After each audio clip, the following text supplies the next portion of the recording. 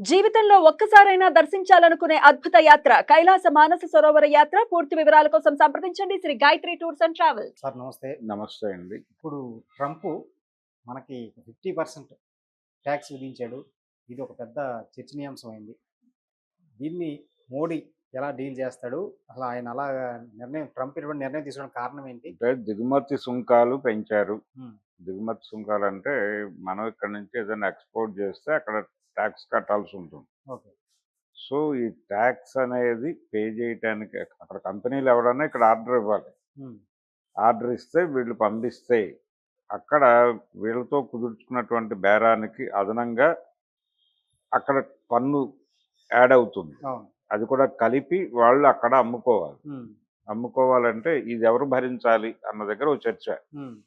ఏది ఇప్పుడు ట్రంప్ పెంచినటువంటి టాక్సెస్ ఎవరు పే చేయాలి అంటే ఇందులో కనీసం ఓ 30 మీరు భరించండి, ఓ 20 మేము భరిస్తాం హ్మ్. అన్న పద్ధతిలో అమెరికన్ కంపెనీలు భారతీయ టెక్స్టైల్ బిజినెస్ వాళ్ళతో హ్మ్.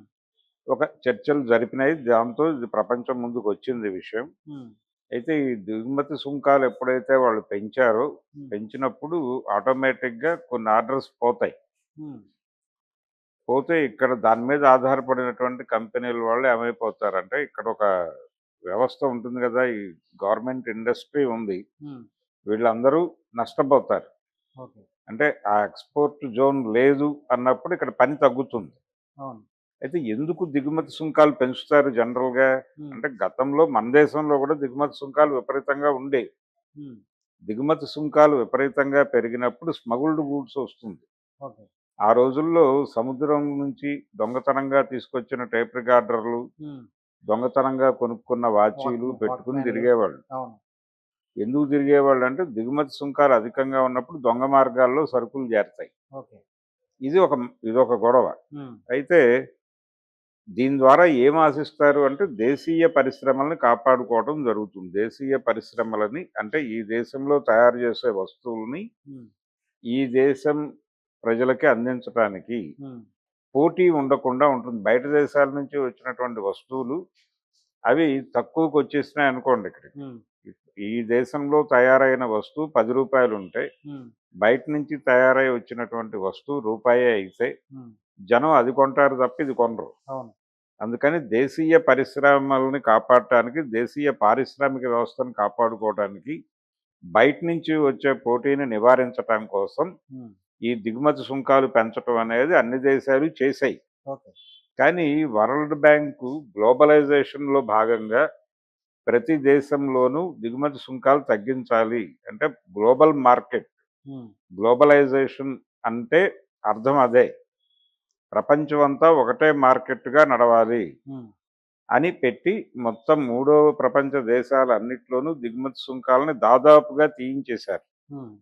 తీయించిన తర్వాత మన దేశంలో అంతకుముందులాగా స్మగుల్డ్ గూడ్స్ అమ్మటాలు లేవు. అవును.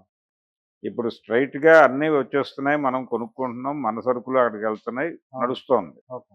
అయితే ట్రంప్ మొదటి నుంచి అధికారంలోకి వచ్చినప్పటి నుంచి ఆయన ప్రోగ్రామ్ ఏమిటి? లోకల్ సెంటిమెంట్‌ని ఆయన తన వైపుకు డ్రైవ్ చేసుకునేటువంటి ఒక ప్రయత్నంలో భాగంగా హ్మ్. ఉపాధి అవకాశాలు లోకల్స్‌కి అమెరికాలో సెటిల్ అయిపోయి అమెరికాలో పుట్టినటువంటి ఇతర దేశస్తులు కూడా ఈ దేశస్తులు కాదు హ్మ్. అని మాట్లాడాడు. అసలు ఆ మాట్లాడే హక్కు ఎక్కడిది ఆయనకి? హ్మ్. ఎందుకంటే అమెరికా అనేదే ఒక కాలనీ. ఇప్పుడు ఈ ట్రంప్ మూలాలు వెతికితే ఆయన ఇంగ్లాండ్‌లో ఉంటాయి. ఓకే. ఇంగ్లాండ్ నుంచి వెళ్ళిపోయినటువంటి ఒక సమూహం హ్మ్. అక్కడ నేటివ్స్‌ని చంపేసి, అక్కడ ఉన్నటువంటి నేటివ్ పీపుల్‌ని చంపేసి వీళ్ళు కాలనీ ఏర్పాటు చేశారు. ఓకే. దాన్ని పటిష్టం చేయటానికి వివిధ దేశాల నుంచి తమలాంటి వాళ్ళని ఆహ్వానించారు అక్కడికి. హుహు.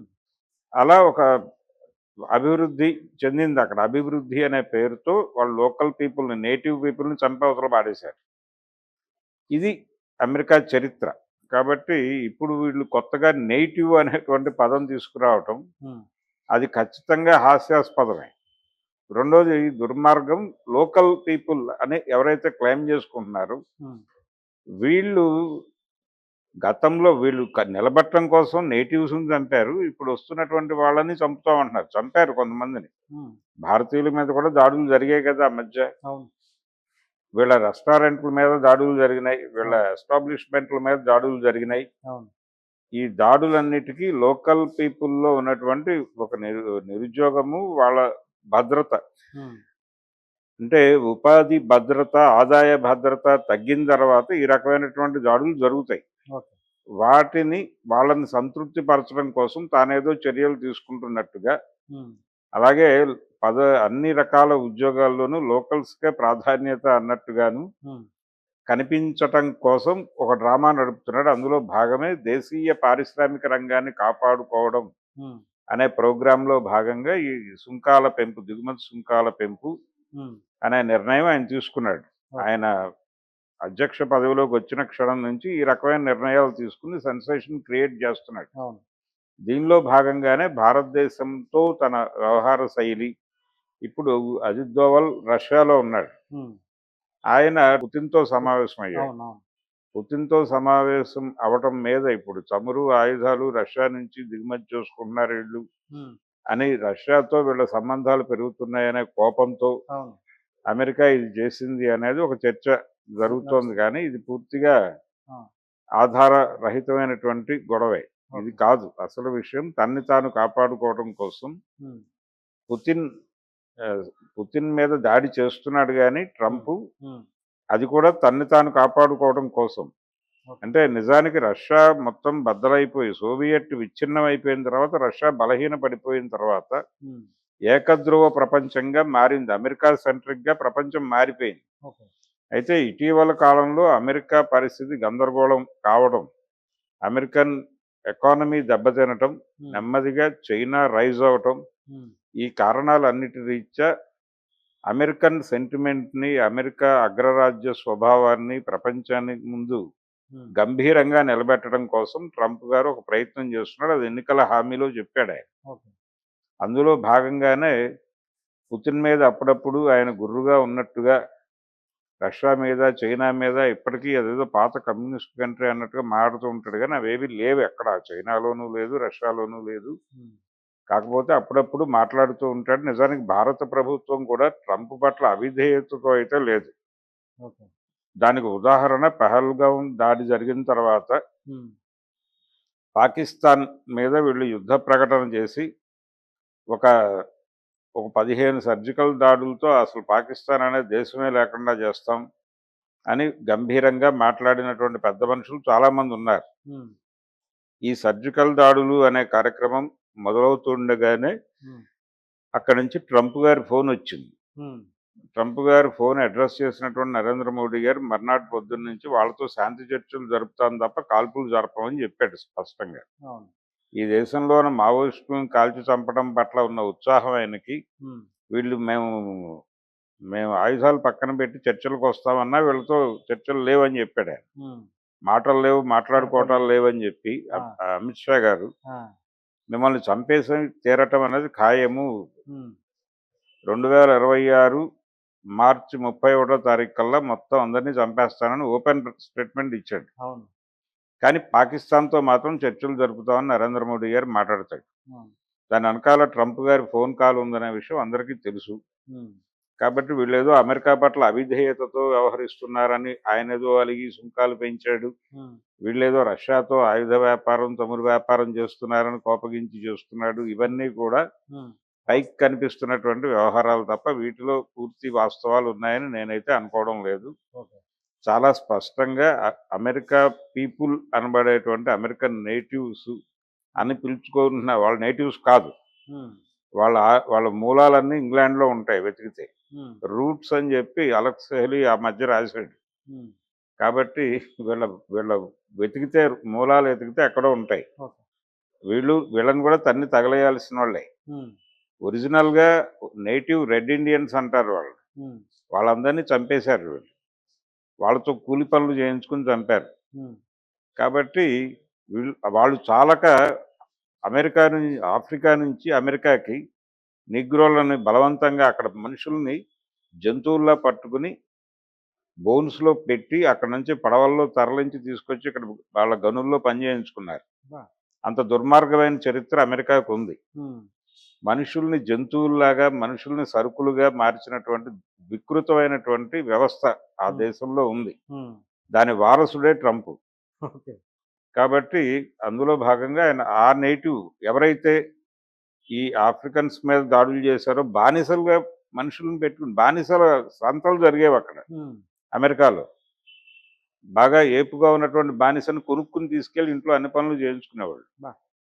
కాబట్టి అలాంటి కల్చర్ ఉన్నటువంటి దేశం దేశం. అది. కల్చర్లో మేమేదో ప్రపంచానికి మార్గదర్శకం ఉన్నట్టు మాట్లాడతారు కానీ పరమ దుర్మార్గమైన కల్చర్ ఉమ్, అమెరికాది. ఓకే. ఇంత దుర్మార్గమైనటువంటి కల్చర్తో వాళ్ళు నేటివ్ పీపుల్ని చంపేసి మేమే నేటివ్స్ అనుకుంటున్న వాళ్ళని తృప్తిపరచడం కోసం ఇప్పుడు ట్రంప్ గారు ఈ డ్రామాలన్నీ ఆడుతున్నాడు. ఓ. అన్ని ఉద్యోగాలు ఇక్కడ పుట్టినటువంటి విదేశీయుల్ని కూడా మేము పంపించేస్తామని మాట. నువ్వు వెళ్ళిపోవాలి కదా ముందు అక్కడ నుంచి. ఉమ్, వెళ్ళిపోవాల్సి వస్తే ఉమ్, వెళ్ళాల్సినోడు ముందు ట్రంప్. ఉహుం, కానీ తన్ని తాను నేటివ్గా క్లెయిమ్ చేసుకుని మేము యుద్ధం పైగా వాళ్ళు ఇంగ్లాండ్ నుంచి స్వతంత్రం సంపాదించుకున్నారు ఆ రోజున వాషింగ్టన్ నాయకత్వంలో. ఆ, జార్జ్ వాషింగ్టన్ అనేవాడి నాయకత్వంలో ఇంగ్లాండ్ నుంచి స్వతంత్రం తెచ్చుకుని ఉహుం, ఇది మా దేశం అని చెప్పుకుంటారు కానీ వీళ్ళందరూ కూడా ఇంగ్లాండ్ నుంచి వలస వచ్చిన బ్యాచే. ఓకే. ఆ కుటుంబాలే ఉన్నాయి అక్కడ. వాళ్ళనే నేటివ్స్ అంటాడు ఈయన. ఓకే. వాళ్ళని తృప్తిపరచడం కోసం ఈ డ్రామాలన్నీ ఆడుతున్నాడు. ఉమ్, నేటివ్ ప్రొడక్షను, నేటివ్ మార్కెట్టు అవును. వీటిని పరిరక్షించటం అనేది నా ప్రభుత్వం మొదటి ధ్యేయంగా ఉంటుంది, మొదటి లక్ష్యంగా ఉంటుందని ఎన్నికల్లో చెప్పాడు ఆయన. అవును. ఆ చెప్పినదే చేస్తున్నాడు ఇప్పుడు. కొత్తగా ఆయన చెప్పింది ఏం లేదు. ఓకే. కాబట్టి ఈ రష్యాతో వ్యాపారము రష్యా కూడా అమెరికాతో గతంలో లాగా లేదు ఇప్పుడు కండిషన్. ఉమ్, ఇది ఏకధ్రువ ప్రపంచం కాదు అని చెప్తున్నారు కానీ ఏకధ్రువ ప్రపంచం నడుస్తోంది. వాళ్ళ ప్రధాన శత్రువు ఆర్థిక రంగంలో చైనా. ఉమ్, చైనాని ఎలా కంట్రోల్ చేయాలనేటువంటి ఒక ప్రోగ్రాము, ఆ వ్యూహము, యుద్ధము అది చేస్తోంది ఆల్రెడీ. ఓకే. ఈ అవుట్ సోర్సింగ్లు ఇవ్వద్దు ఇవన్నీ కూడా చైనా ఎకానమీని దెబ్బ కొట్టడం కోసం డిజైన్ చేస్తున్న కార్యక్రమాలు. ఉహుం, ఇప్పుడు అమెరికా బ్రాండ్తో రిలీజ్ అయ్యేటువంటి చాలా ప్రోడక్ట్స్ దాని తాలూకా లోపల ఉండేటువంటి స్పేర్ పార్ట్స్ అవన్నీ కూడా చైనా నుంచి తెప్పించుకోక తప్పని పరిస్థితి అమెరికన్ ఇండస్ట్రీకి ఉంది. ఓకే. కానీ ఈయనేమో ఇక్కడ ఈ దిగుమతి సుంకాలు పెంచడం వలన అవన్నీ వచ్చేసరికి వీళ్ళకి రేట్లు పెరుగుతాయి. అవును. అది ప్రపంచ మార్కెట్ మీద భారంగా మారుతుంది. ఇది కేవలం ఇండియాకి మాత్రమే కాదు, వాళ్ళు వరల్డ్ వైడ్ అన్ని దేశాలకి పెంచినట్టే. అంటే బంగ్లాదేశ్ 20% ఉంది కదా. అదే మనకి 50% పెంచారు. ఉమ్, ఈ 50% పెంచడం అనేది కేవలం ఒక వివక్షగా చెప్తున్నారు వీళ్ళు. ఉమ్, వివక్ష మాత్రమే కాదు, కంట్రోలింగ్ ప్రోగ్రాంలో భాగంగా పెడుతున్నాడు. ఉమ్, ఈ కంట్రోలింగ్ చైనా మీద కూడా చేశారు కదా ఆ మధ్య. చైనా మీద చేసిన తర్వాత చాలా విమర్శ వచ్చింది. అవును. తర్వాత తగ్గారు. వాళ్ళ అవసరం అది, రోజువారీ అవసరం. ఉమ్, అమెరికన్ ఇప్పుడు ఫోన్లు ఉన్నాయి, అన్ని ఫోన్లలోనూ స్పేర్ పార్ట్స్ అక్కడి నుంచి రావాల్సిందే చైనా నుంచి. అవును. కాబట్టి ఇది రోజువారీ కార్యక్రమం. అంటే ప్రపంచ బాస్గా, ప్రపంచ పెద్దన్నగా తన ఉనికిని కాపాడుకోవడం కోసం ఉమ్, ఆయన చేస్తున్నటువంటి ఇండియాని టార్గెట్ చేయటం అనేది మొదటి నుంచి ఉంది. ఇప్పుడు ఉద్యోగాల వ్యవహారంలో కూడా అవుట్ సోర్సింగ్లు కట్ చేయటం, అవును. ఇలాంటి కార్యక్రమాలన్నీ స్థానిక ఉపాధి అవకాశాలు అంటే మేజర్గా ఇండియన్ నుంచి ఉమ్, ఒక పోటీ ఉంది అనేటువంటి వాతావరణం కల్పించి అందులో భాగంగా ఈ నిర్ణయాలన్నీ తీసుకుని అమలు చేయడానికి ప్రయత్నం చేస్తున్నాడు. ఉమ్, ఇదేదో భారతదేశాన్ని దూరం చేసుకోవటం కోసం, ఏడిపించడం కోసం కాదు. దీని మీద నెగోషియేషన్కి ఉమ్, జరుగుతున్నాయి. వెళ్తారు, దీనిలో కంట్రోలింగ్కి తీసుకుంటారు. ఉమ్, బంగ్లాదేశ్తో నెగోషియేషన్ అక్కర్లేదు ఆయన, అవును. ఇండియాతో కావాలి. అవును. ఇండియా కంట్రోల్లో ఉండాలి, ఉమ్, చైనా కంట్రోల్లో ఉండాలి, ఉమ్, ఇంకొక దేశం కంట్రోల్లో ఉండాలి, జపాన్ కంట్రోల్లో ఉండాలి, గల్ఫ్ ఏరియాస్ అన్ని కంట్రోల్లో ఉండాలి. ఉమ్, అందుకని వీటి మీద అప్పుడప్పుడు కొన్నిటి మీద యుద్ధం చేస్తాడు, కొంతమందిని ఇలాంటివి పెట్టి బెదిరిస్తారు. తిడతాడు, ఉమ్, కొడతాడు, ఇవన్నీ చేస్తాడు. ఉమ్, ఇవన్నీ కూడా కంట్రోలింగ్ ప్రోగ్రాంలో భాగంగానే ఈ టాక్సేషన్ పెంచటం. కానీ వరల్డ్ బ్యాంక్ చూస్తూ ఊరుకోదు. ఉమ్, ఓకే. ఎందుకంటే గ్లోబల్ మార్కెట్ అనే కాన్సెప్ట్కి ఇది విరుద్ధం. ఉమ్, ఇలాంటి విరుద్ధమైన నిర్ణయాలు తీసుకున్నప్పుడు మార్కెట్ శక్తులు కూడా ప్రవేశిస్తాయి. అవును. ప్రవేశించి వీటి పొలిటికల్ గెయిన్స్, మార్కెట్ శక్తుల అవగాహన, వాళ్ళ ప్రోగ్రాము, ఉమ్, వీటి మధ్య ఒక సమన్వయాన్ని సాధిస్తూ ఉమ్, వీటి పర్పస్ నెరవేరుతూ వాళ్ళ పర్పస్ నెరవేరేలాగా ఒక వయా మీడియా ఒక నిర్ణయానికి వస్తారు. దానికి కొంచెం టైం పడుతుంది. ఆ టైం పట్టిన తర్వాత మళ్ళీ ఓ పాజిటివ్ డెసిషన్ వస్తుంది. అది నా విజయం అని చెప్పి ఈయన ప్రమోట్ చేసుకుంటాడు నరేంద్ర మోడీ గారు. అమెరికాతో ఈ రోజు జరిగినటువంటి ఆ దిగుమతి సుంకాల ఉమ్, పెంపుదల నేపథ్యం, ఓకే. దానికి సంబంధించి